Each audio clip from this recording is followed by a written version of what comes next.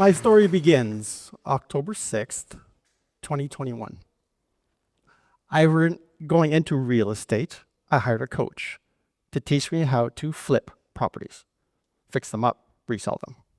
He doesn't live in my city, so I'm on a road trip.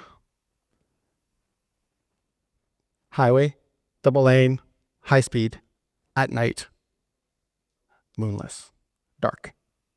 I come around a curve, slightly to the right, downhill, and in the blink of an eye, everything changed. A 24-year-old man is riding a pedal bike in the middle of my lane. Dark clothes, no reflectors. It happened so fast, I didn't have time to react. I couldn't swerve. I couldn't hit the brakes. Collision? Inevitable. I was supposed to be on a trip to flip properties. In reality, I took my life and flipped it completely upside down. I hit him going 120 kilometers an hour. He flips over. He ends up somewhere in the highway behind me. I'm not sure where. I'm in shock, grabbing my steering wheel, panicking. I go to the left-hand side of the highway, come to a stop, and call 911. I'm not physically hurt. I'm fine. Airbags didn't even go off. But my brain is absolutely on fire, trying to make sense of what just happened. I talked to the 911 operator. I let her know I have emergency first aid training. I can help. I am trained to respond, to do something. I can't just sit here, me being okay. What about him? She agrees, but I have to be careful. It's dark. I get out of my car. I start walking back towards where he is. The more steps I take, the more I get into a panic. What am I going to find? What condition is he in? Can I actually even do anything to help him? Is he even alive? I don't know. I eventually get to where he is. He's face down, middle of the highway, unresponsive. But before I can get to him, lights come around the curve. Mid-size SUV coming towards me. I'm thinking, first reaction, perfect. I need help. Somebody help me, because I don't want to do this alone. So I'm waving. Get their attention. They're not slowing down. They don't see me. And they don't see the man in the middle of the highway.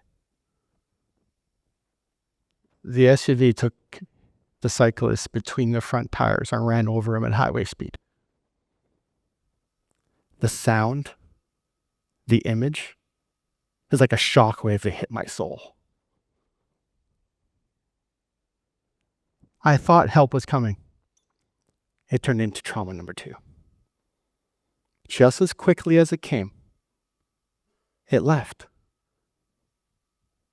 They hit the brakes for about 2 seconds, hit the gas, and left. Never saw them again. Is he still alive? I don't know. But what I do know for me is I need to do something. It's still my training. It's still something I'm capable of doing. I need to do something. So I suck it up. I get the courage to make that walk down the highway a second time to go to where he is to render help. The unthinkable happens. Lights light up the highway. I look back. It's a large truck with a flatbed trailer coming at me fast. I'm freaking out. I'm waving, I'm screaming, I'm trying to do something to warn them there's somebody in the highway in your lane. See them. Try to stop it. He sees me, but too late. Collision's inevitable. So he can't avoid it. I am not watching this again. Right before he hits the cyclist, I turn my head, I shut my eyes. I hear the collision, but I don't see it. Lives were impacted that day. The 24-year-old cyclist, he lost his life. For me, I lost my predicted future. The coach I was supposed to go see, I never saw him. I never made it. I went home from the accident. I never went. When I got home, a day later, I left real estate. So it completely changed my world. The truck driver stopped up near my car, side of the highway. A few minutes later, emergency personnel come, police, ambulance, lots of lights. When they arrived, he left. He never got out of his vehicle. He never came to talk to me. We have no idea who he is. He left. Both of the other drivers lost their honor. They left the scene of an accident they were involved in. They have to live with that decision the rest of their lives. They chose to be muted. They chose to escape. They chose to avoid. I didn't. I did the opposite. What happened to me? Right? What would you do? How would you respond to my story? One of the hardest things I had to do is deal with this, my head. I was filled with fear. I was filled with guilt immediately. I felt responsible. The stories in my head would not stop. They were nonstop for days, for weeks. How do I get home? Will I be charged with a crime? Will I be going to jail? What are my friends going to say when they find out? Am I going to be labeled a killer?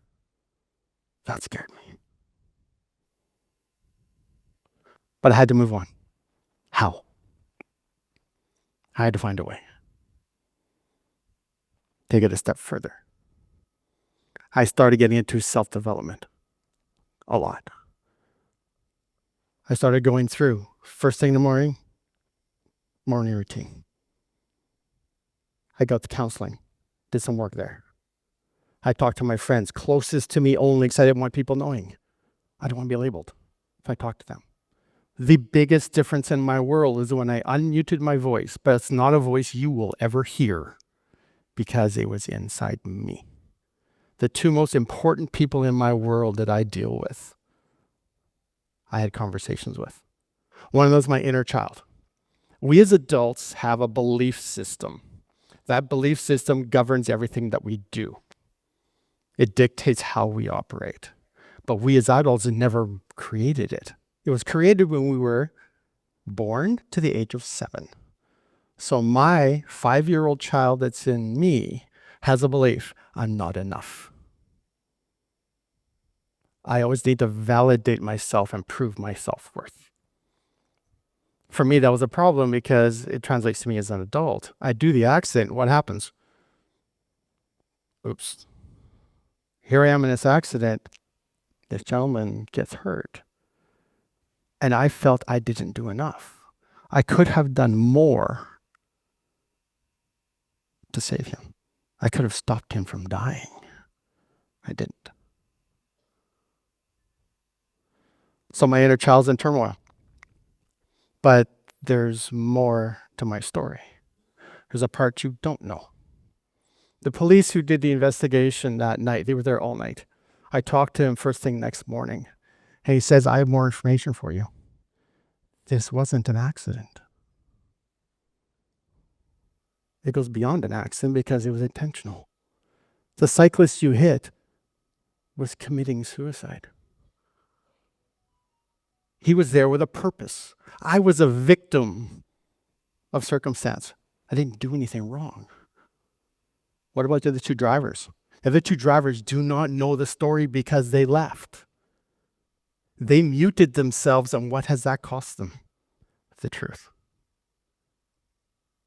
Had they decided to stay and unmute and have that discussion, where would they be now versus where they currently are? That's a big difference between them and me. For me, I can talk here now. I can tell you my story without fear, without shame.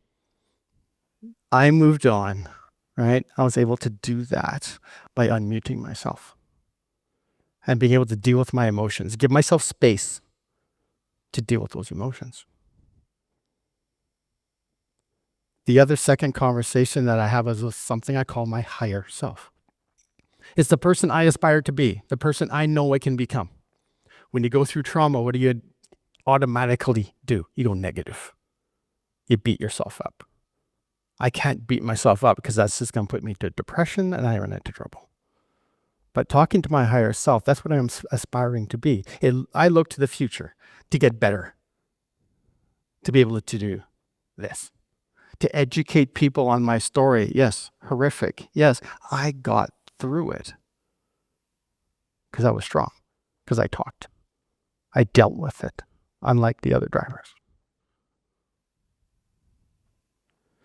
A lot of the stuff that happened that night was out of my control. I can't control it. What can I control? My reaction, my voice. I can choose to be silent and struggle, the other drivers. Or I can be vocal and take control of my life and reclaim what is mine. I reclaimed my life to be able to do this. We are not all going to experience trauma, and that's a good thing. Thank you, lucky stars. Right? But what you will be exposed to, you'll have those little incidents in your life that continue to happen where you need to make a decision. Do I stay silent or do I talk? It's in making that choice and finding your voice to be able to do those discussions, to be able to look at yourself. That's how you truly become unmuted.